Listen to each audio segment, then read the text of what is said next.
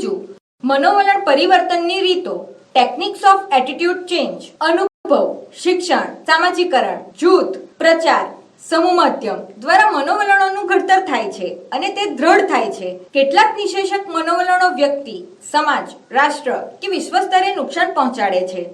ત્યારે સામાજિક શાંતિ માટે આવા મનોવલણોમાં પરિવર્તન કરવું કઠિન છે, પણ અશક્ય નથી. એટલે કે મનોવલણો બદલી શકાય છે. મોટાભાગના સમાજ અને સંસ્કૃતિમાં એવા ઘણા નિષેધક મનોવલણોમાં પરિવર્તન આવ્યું પણ છે. કુટુંબમાં માતા પિતા, શાળામાં શિક્ષકો, ધર્મ પ્રચારકો, રાજકીય નેતાઓ, વર્તમાનપત્રો અને ટેલિવિઝન જેવા અસરકારક સમૂહ માધ્યમો દ્વારા મનોવલણમાં પરિવર્તન થઈ શકે છે. મનોવલણમાં પરિવર્તન લાવવા માટેની વિવિધ યુક્તિ પ્રયુક્તિઓ કે રીતો ઘણી બધી છે, જેમાંની કેટલીક નીચે મુજબ છે. પહેલું શિક્ષણ, બીજું પ્રચાર, ત્રીજું જૂથ ચર્ચા, ચોથું કાયદાઓ. પહેલું શિક્ષણ. શિક્ષણ એટલે અનુભવ, મહાવરા કે પ્રયત્નને કારણે વર્તનમાં થતું સાપેક્ષ કાયમી પરિવર્તન. આનો અર્થ એ થાય કે શિક્ષણ દ્વારા વર્તનમાં પરિવર્તન આવે છે. આવું શિક્ષણ પ્રત્યક્ષ કે પરોક્ષ ગમે તે રીતનું હોય પણ વર્તનમાં પરિવર્તન લાવે છે. શાળા કોલેજોમાં અપાતું શિક્ષણ કે સામાજિકરણ દ્વારા થતા શિક્ષણથી મનોવલણમાં પરિવર્તન આવે છે. પરંપરાગત ખેતી કરવા ખેડૂતો હવે શિક્ષણ દ્વારા નવી નવી ખેતી, જમીનનું ટેસ્ટિંગ કરાવી જમીનના સેન્દ્રિય તત્વોને અનુરૂપ ખેતીના પાકમાં પરિવર્તન તથા જુદા જુદા પાકોના વાવેતર વિશેની માહિતી મેળવી તે પાકો તરફ વિધાયક વલણો વિકસાવતા જોવા મળે છે. શાળા કોલેજોમાં થતી શિક્ષણેતર પ્રવૃત્તિઓનો વ્યાપ વધતા ધીમે ધીમે બાળકો અને માતા પિતામાં પણ માત્ર પુસ્તકીય જ્ઞાનને બદલે બાળકોના સર્વાંગી વિકાસ માટેની પ્રવૃત્તિઓમાં ભાગ લેવા તરફનું વિધાયક વલણ જોવા મળે છે. બીજું પ્રચાર. પ્રચાર એ શિક્ષણનું અસરકારક માધ્યમ છે. પ્રચારની અસરકારકતામાં સમૂહ માધ્યમોની ભૂમિકા વધી ગઈ છે. પ્રચાર કોના દ્વારા થાય છે, કયા જૂથમાં થાય છે, કયા માધ્યમથી થાય છે, આ બધી બાબતો મનોવલણોમાં પરિવર્તનને અસર કરે છે. પ્રચાર પણ શિક્ષણ જ છે. પ્રચારમાં ઉપયોગમાં લેવાતા સૂત્રો પણ મનોવલણ પરિવર્તન માટે અસરકારક નીવડે છે. 100 થી 200 વર્ષ પહેલા ભારતમાં 90% લોકો ખેતી ઉપર નભતા હતા. ત્યારે એવું માનવામાં આવતું કે સંતતિ એ સંપત્તિ. ધીમે ધીમે વસ્તી વધારાના ભરડાની અસરમાંથી ઉત્પન્ન થતી સમસ્યાઓથી બચવા, વસ્તી વધારાને નિયંત્રિત કરવા અમારા બે એ સૂત્રની પ્રચાર અસરકારક બનાવવામાં આવ્યો છે. ત્રીજું જૂથ ચર્ચા. જૂથ ચર્ચામાં પારસ્પરિક આંતરિક પ્રક્રિયાઓનું મહત્વ છે, જેનાથી વિચાર વિનિમય થાય છે અને એ લોકોના મનોવલણોમાં પરિવર્તન લાવવામાં મદદરૂપ થાય છે. મનોવલણ ઘડતરમાં જૂથનું સભ્યપદ, સંદર્ભ જૂથ અને જૂથ આંતરક્રિયાની અસર થાય છે. બે વિરોધી મનોવલણ ધરાવતા જૂથના લોકો વચ્ચે પારસ્પરિક ચર્ચા વિચારણા દ્વારા વિચારોના આદાન પ્રદાનની પ્રક્રિયાથી મનોવલણોમાં પરિવર્તન લાવી શકાય છે. 1943માં ન્યુકોમ્બે રૂઢિચુસ્ત કુટુંબની કોલેજની યુવતીઓના વલણોમાં પરિવર્તન લાવવાના પ્રયોગોમાં સફળતા મેળવી હતી. સંસ્થામાં સંચાલકો અને કર્મચારીઓના વિરોધી વલણમાંથી ઉત્પન્ન થતા સંઘર્ષોને કારણે બંને પક્ષની બેઠકોનો દોર ચાલે, જેમાં મુક્ત ચર્ચાઓ દ્વારા પારસ્પરિક નિષેધક વલણો ઘટતા સમસ્યાઓના ઉકેલ આવે છે. ભારત દેશ આતંકવાદી પીડાનો ઘણા વર્ષોથી ભોગ બન્યો છે. તેની જુદા જુદા દેશના નેતાઓ સાથે સતત ચર્ચા વિચારણા કરવાથી દુનિયાના બીજા દેશો જે ભારતમાં આતંકવાદ પ્રત્યે ધ્યાન આપતા ન હતા તેવા દેશોમાં પણ ભારતમાંના આતંકવાદ પ્રત્યેના વલણમાં પરિવર્તન થવા માંડ્યું છે, જેનો ભારતને લાભ થવા માંડ્યો છે. પરિણામે બીજા દેશો પણ ભારતને આતંકવાદ સામે લડવામાં મદદરૂપ થવા માંડ્યા અને આતંકવાદ પ્રત્યેનું વિશ્વના દેશોના વલણમાં પરિવર્તન થયું છે. ચોથું કાયદા. માનવી અનુભવ, સમજણ કે ચર્ચાથી કેટલીક વાર વલણમાં પરિવર્તન કરવા તૈયાર ન હોય ત્યારે કાયદો મનોવલણનું પરિવર્તન કરવા માટે અસરકારક સાધન બને છે. ભારત જેવા વિવિધતામાં એકતા ધરાવતા દેશમાં હજી ઘણા બધા એવા પરંપરાગત રૂઢિરિવાજો છે જેમાં લાંબા સમયથી પરિવર્તનની પ્રક્રિયા ચાલુ હોવા છતાં અસરકારક પરિવર્તન આવ્યું નથી. તેવા સંજોગોમાં કાયદાના ભયથી લોકોમાં પરિવર્તન લાવી શકાય છે. ધાર્મિક રૂઢિચુસ્ત લોકોમાં ધાર્મિક વિધિ કે ધાર્મિક સ્થળો, સ્ત્રીઓને પ્રવેશ કે પૂજા વિધિમાં ભાગ લેવા પર નિષેધક વલણો હતા અને છે. 2016ના સુપ્રીમ કોર્ટના ચુકાદા દ્વારા સ્ત્રી પુરુષ સમાન કાનૂની હક મુજબ ધાર્મિક સ્થળોમાં પ્રવેશની મંજૂરી મળી, જેને કારણે પુરુષો, ધર્મગુરુઓના સ્ત્રીઓ પ્રત્યેના પૂજા વિધિ બાબતના નિષેધક મનોવલણોમાં ધીમે ધીમે પરિવર્તન શરૂ થયું. હજી ઘણા બધા સમાજમાં આવા કેટલાક નિષેધક મનોવલણો છે કે જેમાં પરિવર્તન લાવવું જરૂરી છે. જે દિશામાં મનોવૈજ્ઞાનિકો, સમાજ સુધારકો, શિક્ષકો, રાજકારણીઓ અને કોર્ટ દ્વારા કાનૂની પ્રયત્નો કરવા અનિવાર્ય છે.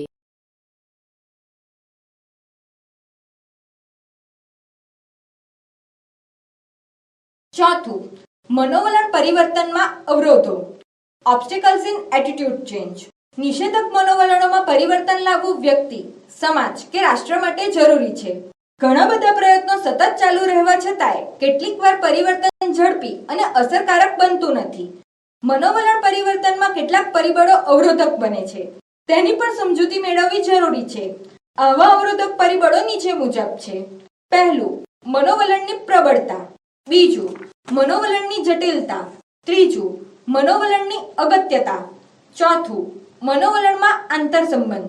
પાંચમું, મનોવલણની ઉપયોગિતા. પહેલું, મનોવલણની પ્રબળતા. ઘણા લાંબા સમય સુધી કોઈ વલણ ચાલુ જ રહે તો તેનું દ્રઢીકરણ થતાં તે વલણ વધુ પ્રબળ બને છે. આવા વલણમાં પરિવર્તન કરવું કઠિન બને છે.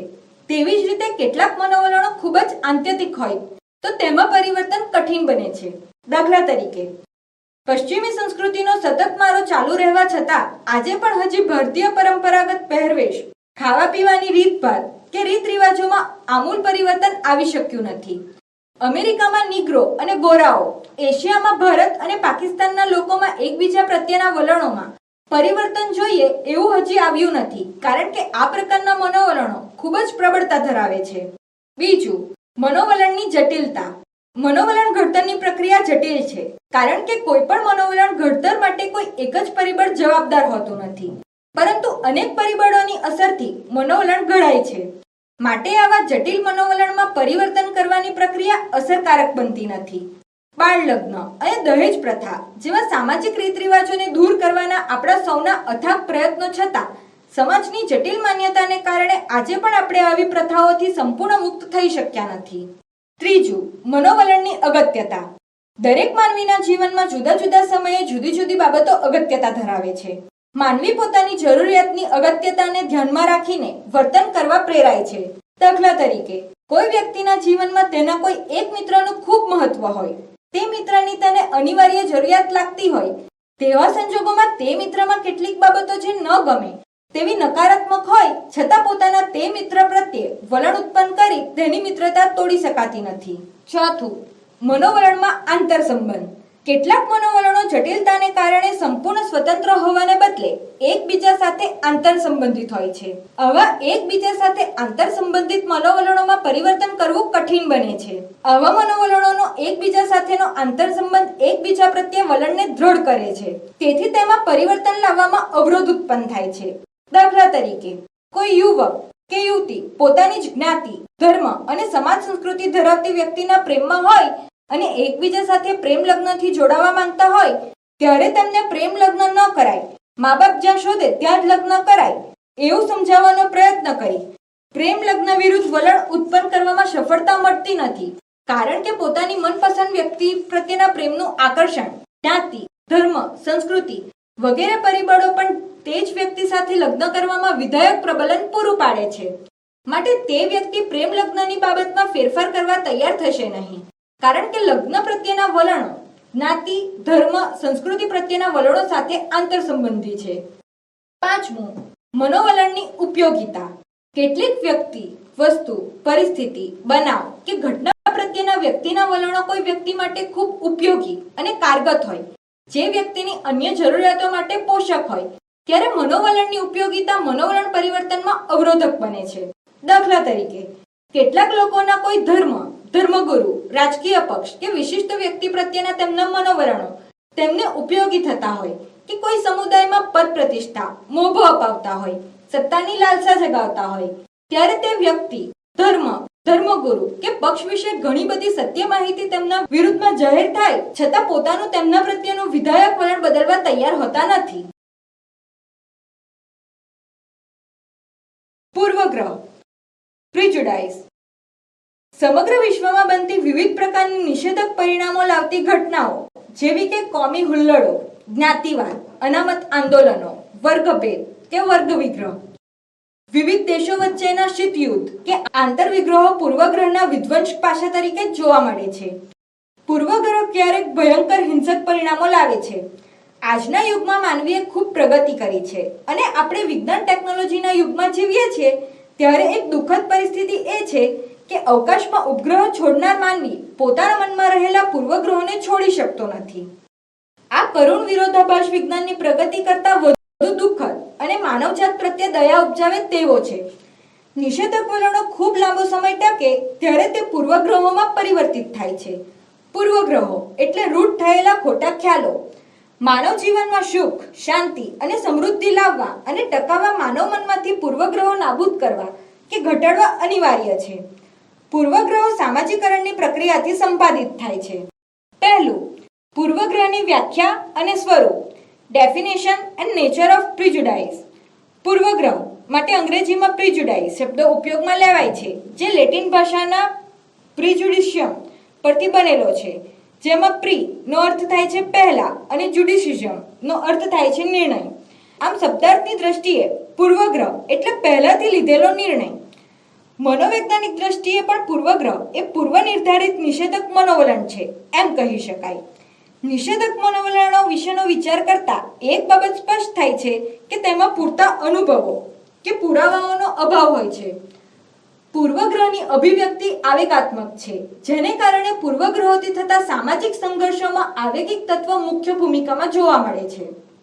પહેલું, વ્યાખ્યા. પૂર્વગ્રહ એટલે વ્યક્તિ કે જૂથ પ્રત્યે પ્રત્યક્ષીકરણ, વિચાર, લાગણી કે કાર્યની દ્રષ્ટિએ વિરુદ્ધ પ્રતિક્રિયા કરવાનું પૂર્વ નિશ્ચિત થયેલું વલણ. ન્યુકોમ. પૂર્વગ્રહ એટલે ઉતાવળિયો અને પૂરતી તપાસ વગર સ્વીકારવામાં આવેલો અભિપ્રાય કે નિર્ણય. આંબન. પૂર્વગ્રહ એટલે હંમેશા આવેગાત્મક હોય તેવું મનોવલણ કે જે પૂરતા પુરાવા કે પૂરતા અનુભવ મળે તે પહેલા સંપાદિત થઈ જાય છે. બી. કુપ્પુસ્વામી. ઉપરયુક્ત વ્યાખ્યાઓને આધારે એમ કહી શકાય કે પૂર્વગ્રહ એ મનમાં પહેલેથી બંધાઈ ગયેલો એવો વિચાર કે વલણ છે જેને સત્ય હકીકતનું સમર્થન મળ્યું ન હોય. બીજું, પૂર્વગ્રહનું સ્વરૂપ. એ. પૂર્વગ્રહ સંપૂર્ણ જ્ઞાન અને અધૂરી માહિતી પર આધારિત હોય છે. માનવ જીવનમાં સામાજિકરણની પ્રક્રિયા કે અન્ય સામાજિક પરિબળો દ્વારા સ્વજૂથના પ્રચલિત અભિપ્રાય કે વ્યક્તિગત અનુભવોને આધારે પૂર્વગ્રહ બંધાય છે. પૂર્વગ્રહના કારણો વ્યક્તિને ખબર હોતા નથી અને પૂછવામાં આવે ત્યારે સામા પક્ષ તરફથી નકારાત્મક અનુભવોને જ વળગી રહેવાનો પ્રયત્ન થાય છે અને પોતાની માન્યતા સાચી છે તેવું પુરવાર કરવાનો પ્રયત્ન કરવામાં આવે છે. બી. પૂર્વગ્રહ આવેગાત્મક હોય છે. પૂર્વગ્રહના મૂળમાં માહિતીનો અભાવ હોય છે. એમાં પુરાવાની ચકાસણી કે બૌદ્ધિક તપાસ હોતી નથી, પરંતુ એમાં લાગણી કે આવેગો કેન્દ્ર સ્થાને જોવા મળે છે. જે વ્યક્તિ, જાતિ કે કોમ પ્રત્યે કોઈને પૂર્વગ્રહ હોય તો તેના વિશે નિમ્ન કક્ષાના શબ્દો, આક્રમકતા અને નકારાત્મક વર્તન અભિવ્યક્ત થાય છે. ભારત અને પાકિસ્તાનના લોકોમાં એકબીજા પ્રત્યેના પૂર્વગ્રહો છે, જે રમતગમતની સ્પર્ધાઓમાં પણ અભિવ્યક્ત થતા જોવા મળે છે. દાખલા તરીકે, cricket world cup final match ચાલતી હોય તેમાં ઇંગ્લેન્ડ અને વેસ્ટ ઇન્ડિઝ રમતું હોય ત્યારે તે બેમાંથી કોઈ પણ દેશ જીતે તેનાથી ભારત કે પાકિસ્તાનના લોકોને કોઈ ફેર પડતો નથી. ભારત અને પાકિસ્તાન રમતા હોય તો બંને દેશના લોકો પોતાનો દેશ જીતે તેવું ઈચ્છે તે સ્વાભાવિક છે. ત્યાં રાષ્ટ્રભાવના પણ છે. પરંતુ વેસ્ટ ઇન્ડિઝ અને ભારત રમતા હોય તેમાં ભારત ન જીતવું જોઈએ અને ભારત હારે તો પાકિસ્તાનમાં ફટાકડા ફૂટે. આ નકારાત્મક આવેગાત્મક લાગણી લોકોના વર્તનમાં અભિવ્યક્ત થાય છે. સી. પૂર્વગ્રહ વ્યક્તિને યુક્તિકીકરણ કરવા પ્રેરે છે. યુક્તિકીકરણ એ એવી બચાવ પ્રયુક્તિ છે કે જેમાં વ્યક્તિ પોતાના વર્તન માટે સાચાને બદલે સારા કારણો રજૂ કરવા પ્રેરાય છે. પૂર્વગ્રહના કારણો વ્યક્તિ પાસે હોતા જ નથી, તેથી વ્યક્તિ પોતાના વર્તનને પૂર્વગ્રહયુક્ત વર્તન તરીકે સ્વીકારતો જ નથી, પરંતુ તેવા વર્તન માટે લોકોને ગળે ઉતરે તેવું કારણ આપે છે. ડી. પૂર્વગ્રહ વિષચક્ર જન્માવે છે. પૂર્વગ્રહો આવેગાત્મક નિષેધક લાગણીથી પ્રેરાઈને આક્રમકતા સાથે સંકળાયેલા હોવાથી એ બંને પક્ષે આક્રમકતાને વધુ તીવ્ર બનાવે છે. પૂર્વગ્રહને કારણે એક પક્ષ તરફથી કરવામાં આવતો અન્યાય કે આક્રમણ નિષેધક વર્તન સમપક્ષને વધુ તીવ્ર આક્રમક પ્રતિક્રિયા જન્માવવા પ્રેરે છે. પૂર્વગ્રહથી પ્રેરિત તોફાનો, હુલ્લડો, કોમી રમખાણો ઝડપથી અને આક્રમકતાથી ફેલાય છે અને સતત બંને પક્ષે ભરેલા અગ્નિ જેવી સ્થિતિ જોવા મળે છે. ઈ. પૂર્વગ્રહ જૂથ વ્યાપી હોય છે. દરેક જૂથમાં વ્યક્તિ પ્રત્યેના નિષેધક અનુભવો, ગેરસમજ અને ખોટી માન્યતામાંથી જ પૂર્વગ્રહો ઉદ્ભવે છે, જે ધીમે ધીમે વ્યક્તિગત બાબત તરફથી તે વ્યક્તિના ધર્મ, જ્ઞાતિ કે જૂથ તરફ વ્યાપક બને છે. દાખલા તરીકે, એક વ્યાપારી પૂરતો પૂર્વગ્રહ ધીમે ધીમે બધા વેપારીઓ છેતરપિંડી કરનારા હોય છે એમ જૂથવ્યાપી બને છે. કોઈ શાળાના કોઈ એક વર્ગમાં 3-4 વિદ્યાર્થીઓ બધા શિક્ષકોને હેરાન કરતા હોય, તેનાથી કેટલાક શિક્ષકો તે 3 વિદ્યાર્થીમાંથી આખા વર્ગ તરફ પૂર્વગ્રહ રાખે છે. F. પૂર્વગ્રહ સંપાદિત છે. માનવી સામાજિક પ્રાણી હોવાને કારણે આજીવન સામાજિકરણની પ્રક્રિયામાંથી પસાર થાય છે. માનવીના પોતાના અનુભવો, સામાજિક અભિસંધાન અને વ્યાપક સામાજિક વર્તનમાંથી પૂર્વગ્રહો ઘડાય છે કે આત્મસાત થાય છે. જે તે સમાજના જે પૂર્વગ્રહો તે સમાજના વડીલોમાં હોય, તે પૂર્વગ્રહો તે જ સમાજના બાળકોમાં હોતા નથી, પરંતુ ધીમે ધીમે તે બાળકો મોટા થતા જાય, તેમની આંતરક્રિયા અને સામાજિકરણની પરધર્મ, પરપ્રાંત, પરકોમ કે પરજાત પ્રત્યેના વડીલોના પૂર્વગ્રહો સંપાદિત થાય છે અને તે પ્રમાણે વર્તન કરવા પ્રેરાય છે. બીજું, પૂર્વગ્રહ ઘટાડવાની રીતો. Techniques of reducing prejudice. પૂર્વગ્રહો એ નિષેધક વલણ છે જે આવેગિક પ્રક્રિયા સાથે સંકળાયેલ છે અને આક્રમક પ્રતિક્રિયા જન્માવે છે. એટલે કે પૂર્વગ્રહો સમાજ માટે ખતરનાક છે. તેની ભાવિ સમાજ ઉપર ખૂબ લાંબા ગાળાની નિષેધક અસરો થાય છે, જે સામાજિક શાંતિને જોખમમાં નાખી વૈમનસ્ય પેદા કરે છે. માટે તેમાંથી મુક્તિ મેળવવાના પ્રયત્નો કરવા અનિવાર્ય છે. પૂર્વગ્રહોમાંથી સંપૂર્ણ મુક્તિ મેળવી શકાય નહીં, પરંતુ તેને આગળ વધતા રોકી શકાય છે કે ઓછા કરી શકાય છે. પૂર્વગ્રહો ઘટાડવા માટે વિવિધ રીતોનો ઉપયોગ કરી શકાય છે. પહેલું, સામાજિકરણ. પૂર્વગ્રહો સામાજિકરણની પ્રક્રિયા દ્વારા કુટુંબ, સમાજ, ધર્મ, જ્ઞાતિ જેવા જૂથ દ્વારા સંપાદિત થાય છે. જેવી રીતે ખોટી, અયોગ્ય કે અધૂરી માહિતીને કારણે પૂર્વગ્રહો ઘડાય છે, તેમ સામાજિકરણની પ્રક્રિયા દ્વારા સામાજિક ઘડતરમાં કુટુંબ, શાળા, સમાજ, સંસ્કૃતિ કે ધર્મ દ્વારા પૂર્વગ્રહ રહિત સાચી સમજ, માહિતી પુરાવા સાથે રજૂ કરી પૂર્વગ્રહમાં ક્રમશઃ ઘટાડો કરી શકાય. ભારતીય સંસ્કૃતિમાં પહેલા જ્ઞાતિવાદને કારણે આંતરજ્ઞાતીય લગ્ન ભાગ્યે જ જોવા મળતા હતા, પરંતુ સામાજિકરણની પ્રક્રિયાને કારણે લોકોની વિચારસરણીમાં પરિવર્તન થવાથી હવે આંતરજ્ઞાતીય લગ્ન સ્વીકારવાનું વલણ વધતું જોવા મળે છે, જે જ્ઞાતિઓના અન્યોન્ય પ્રત્યેના પૂર્વગ્રહમાં થયેલા ઘટાડાને સૂચિત કરે છે. બીજું, આંતરજૂથ સંપર્ક. પૂર્વગ્રહો વ્યક્તિ વચ્ચે ન રહેતા જૂથવ્યાપી બને છે. આવી પરિસ્થિતિમાં બે વિરોધી જૂથો વચ્ચે પારસ્પરિક આંતરક્રિયા ઘટે છે અને પૂર્વગ્રહો વધુ દ્રઢ થાય છે. જે બે જૂથ, કોમ, ધર્મ, જ્ઞાતિ, પ્રદેશ, દેશ કે ભાષાના લોકોમાં અન્ય લોકો તરફના પૂર્વગ્રહો ઘટાડવા માટે તેમના પારસ્પરિક જૂથ સંપર્કો વધારવા જોઈએ. તેમની વચ્ચે પારસ્પરિક વિચાર વિનિમય અને આંતરક્રિયા થાય તેવા પ્રયત્નો અને પ્રવૃત્તિઓનું આયોજન કરવું જોઈએ, જેનાથી એકબીજા પ્રત્યેની વિરોધી લાગણીને બદલે અનુભવોથી વિધાયક લાગણી જન્મ, જ્ઞાન તથા માહિતી મળે તો પૂર્વગ્રહો દૂર કરી શકાય. લાગણીયુક્ત માન્યતાઓને માત્ર બૌદ્ધિક પ્રયાસોથી દૂર કરવાને બદલે શંકાના સ્થાને શ્રદ્ધા, ભયને બદલે વિશ્વાસયુક્ત માનવ સંબંધો અને સલામતી તેમજ ધૃણા કે તિરસ્કારને બદલે પ્રેમની અભિવ્યક્તિ વધે તેવા વિધાયક અનુભવો થાય તો આપોઆપ બે વિરોધી જૂથો વચ્ચેના સંપર્કોથી પૂર્વગ્રહો ઓછા કરી શકાય છે. ત્રીજું, કુટુંબ અને શાળામાં શિક્ષણનું પુનર્ગઠન. માનવબાળના જીવનમાં શિક્ષણની પ્રથમ પાઠશાળા એ કુટુંબ અને બીજા સ્થાને શાળા છે. કુટુંબ અને શાળામાંથી બાળક જીવનના અનેક પાઠ શીખે છે. આ બંને ક્ષેત્રોમાં બાળકોમાંથી પૂર્વગ્રહો નાબૂદ કરવા માટે હેતુપૂર્વક શિક્ષણ તથા શિક્ષણની રીતમાં પરિવર્તન કરવામાં આવે તો શિક્ષણના નવા પુનર્ગઠનથી બાળકોના પૂર્વગ્રહો જન્મતા રોકી શકાય કે ઓછા કરી શકાય. દાખલા તરીકે, શાળામાં સાચા અર્થમાં સમૂહજીવનના પાઠ સમૂહજીવન જીવવા પ્રેરે તેવી રીતે પ્રવૃત્તિઓ કરવામાં આવે. સમાજ સેવાની પ્રવૃત્તિમાં જોડાવામાં આવે તો વિવિધ જાતિ, ધર્મ કે જ્ઞાતિ પ્રત્યેના પૂર્વગ્રહો ઓછા કરી શકાય. કુટુંબમાં માતા પિતા પોતાની માન્યતાઓને બાળકો ઉપર લાદવાને બદલે બાળકોને સ્વતંત્ર રીતે નિર્ણય લેવાનું શીખવે તો બાળકોને સંપાદિત પૂર્વગ્રહોથી બચાવી શકાય છે. સ્ટેમ્બરે કરેલા સંશોધનો બતાવે છે કે અશિક્ષિતો પરંપરાગત માન્યતાને વળગી રહે છે, માટે પરિવર્તન લાવવા શિક્ષણ જરૂરી છે. હાર્ડિંગ અને તેના સાથીઓના અભ્યાસો બતાવે છે કે પરિવર્તન લાવવા માટે શિક્ષણ સાથે સંદેશો આપનાર વ્યક્તિ અને જૂથની વિશ્વાસપાત્રતા વધુ અસરકારક નીવડે છે. ચોથું, સંચાર. સમૂહ માધ્યમો લોક સમુદાયને માહિતી આપવા મોટે ભાગે પ્રચારની અવનવી રીતો ઉપયોગમાં લેવાય છે. તેમાં વિશેષ કરીને સમૂહ માધ્યમોનો ઉપયોગ વધુ પ્રમાણમાં કરવામાં આવે છે. સમૂહ માધ્યમ દ્વારા એક સાથે લાખો લોકો સુધી માહિતી કે વિચારને ખૂબ ઝડપથી મોકલી શકાય છે. આધુનિક યુગમાં વિજ્ઞાન અને ટેકનોલોજી ઉપર આધારિત સાધનો ખૂબ વિકસ્યા છે. ટેલિવિઝન, વર્તમાનપત્રો, રેડિયો, વોટ્સએપ, ફેસબુક, SMS દ્વારા એક સાથે ખૂબ જ ઝડપથી વિશ્વના અન્ય દેશોમાં પણ માહિતી પહોંચાડી શકાય છે. પ્રાચીન સમયમાં સ્ત્રીએ ઘરની 4 દિવાલોમાં રહી ઘરકામ અને બાળકોને જ સાચવવાના છે તે ખ્યાલ મુજબ દીકરીઓને શિક્ષણ આપવામાં આવતું જ ન હતું. આજે સતત વર્તમાનપત્રો, ટેલિવિઝન દ્વારા બેટી બચાવો, બેટી પઢાવો જેવા કાર્યક્રમોના વારંવાર પ્રસારણથી સ્ત્રીઓ પ્રત્યેના પૂર્વગ્રહોમાં ઘટાડો થતો જોવા મળે છે. 5. પુનઃવર્ગીકરણ. ભારત વિવિધતામાં એકતા ધરાવતો વિશિષ્ટ દેશ છે. સમગ્ર ભારત દેશ ધર્મ, ભાષા, રીત રિવાજો, પહેરવેશ, ખાનપાન, પ્રાંત, જાતિ, જ્ઞાતિ વગેરે બાબતમાં વિવિધતા ધરાવે છે. તેથી દેશ અનેક વિવિધ અને વિશિષ્ટ જૂથોમાં વહેંચાયેલો છે, જેને કારણે સ્વજૂથ અને પરજૂથ ભાવના વધુ વિકસે છે, જેનાથી વૈમનસ્ય અને પૂર્વગ્રહો જન્મે છે.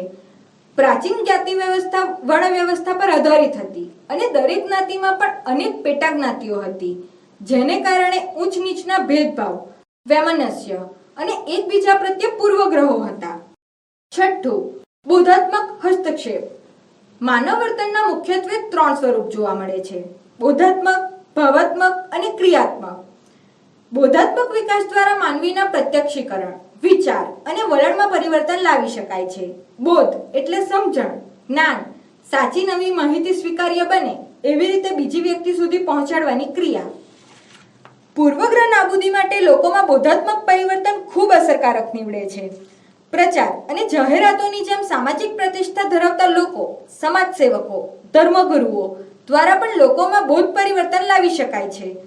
મોટાભાગની જ્ઞાતિઓ દ્વારા તેમજ વિવિધ સંસ્થાઓ દ્વારા આયોજિત સમૂહ લગ્નોના પ્રયાસથી લોકમાનસમાં બોધાત્મક પરિવર્તન આવતા વ્યક્તિગત પ્રતિષ્ઠા કે ખર્ચાળ લગ્નોમાં ઘટાડો જોવા મળે છે.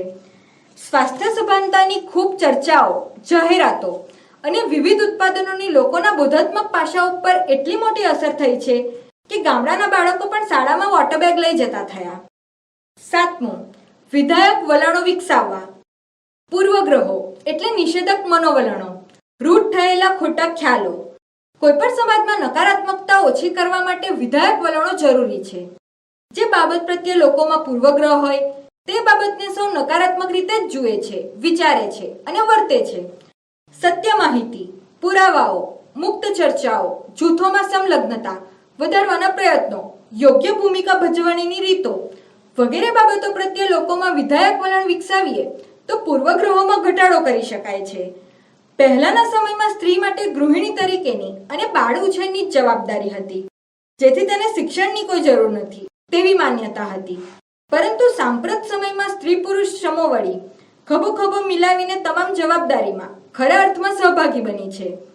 દીકરી 2 ઘર તારે, દીકરી દેવો ભવ, પુત્રીને જન્મ નહીં આપો તો તમારા દીકરાઓને કોની સાથે પરણાવશો જેવા વિધાનોથી દીકરીઓ પ્રત્યેના વિધાયક વલણો વિકસી રહ્યા છે અને દીકરીઓ પ્રત્યેના પૂર્વગ્રહો ઓછા થઈ રહ્યા છે. 8. કાયદા દ્વારા. કાયદો માનવીને સમાજ માન્ય રીતે વર્તવામાં અને સામાજિક શાંતિ અને વ્યવસ્થા જાળવવા માટે ખૂબ ઉપયોગી થાય છે. વિવિધ સમાજોમાં જોવા મળતા પૂર્વગ્રહો, વૈમનસ્ય, સામાજિક સંઘર્ષો અને તણાવ ઉત્પન્ન કરે છે. આવી પરિસ્થિતિમાં સામાજિક શાંતિ, સલામતી અને વ્યવસ્થા જાળવવા કાયદો ખૂબ ઉપયોગી અને નિયંત્રિત સાધન સાબિત થાય છે. દાખલા તરીકે, સ્ત્રી ભ્રૂણ હત્યાને રોકવા માટે જાતિ પરીક્ષણ કરવું એ કાનૂની ગુનો છે, જેથી બાળકીઓને જન્મવાની સંભાવનાઓ વધી છે. સ્ત્રીને પુરુષ સમોવડી, સક્ષમ અને પગભર બનાવવા માટે સમાન વારસાઈ ધારો ઉપયોગી નીવડ્યો છે. જાતીય સતામણીના કાનૂની રક્ષણ દ્વારા વિવિધ ક્ષેત્રોમાં સ્ત્રી પુરુષો સાથે સલામતીથી કાર્ય કરી શકે છે. અહીં આપણે મનોવલણો અને પૂર્વગ્રહોની માનવ વર્તન અને સમાજ પર થતી અસરોને સમજવા પ્રયત્ન કર્યો. તમામ સમાજોમાં સંઘર્ષો, વૈમનસ્ય વધતા જાય છે. તેવી સ્થિતિમાં આવા ખંડાત્મક પરિબળોની સમજણ અને તેનાથી થતું નુકસાન અટકાવવા માટે વિવિધ ઉપાયો કરવા જરૂરી છે. આપણે સમૂહ આવા નકારાત્મક પરિબળો ઓળખીએ, તેમને દૂર રાખી અને વિધાયક વલણ સાથે આગળ વધીએ અને દેશને પ્રગતિશીલ બનાવવામાં સહયોગ આપીએ, એ જ સાચી દેશ સેવા અને સુશિક્ષણ કહેવાશે.